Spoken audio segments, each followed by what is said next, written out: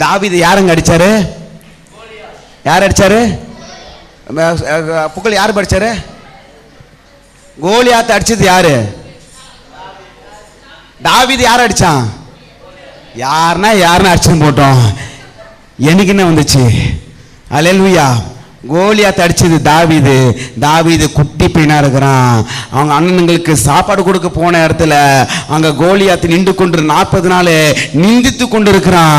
நான் அந்த ஜனங்களையும் நிந்திக்கிறான், நான் மாறாதுக்கிற தேவன் நிந்தித்து கொண்டு இருக்கிறதே தாவீது கண்டு அவனை ஒரு வழி பார்த்துறேன்.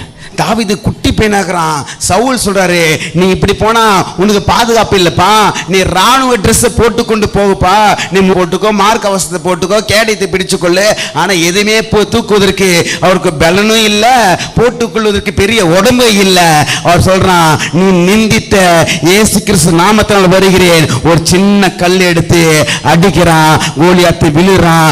அவன் பட்டயத்தை எடுத்து அவனை விட்டு போட்டு பெரிய ஜெயத்தை கர்த்தர் கொடுத்ததை பார்க்கிறோம். நம்மளுக்கு ஹைட் ஒரு பிரச்சனை கிடையாது, வயசு ஒரு பிரச்சனை கிடையாது, அழகு ஒரு பிரச்சனை கிடையாது, படிப்பு ஒரு பிரச்சனை கிடையாது. ஆண்டவர் சமூகத்தில் கரங்களை உயர்த்தி ஆவி ஆத்ம சரீரத்தை யாரெல்லாம் ஒப்பு கொடுக்கிறீங்களோ அவரெல்லாம் கர்த்தர் பயன்படுத்துவாராக.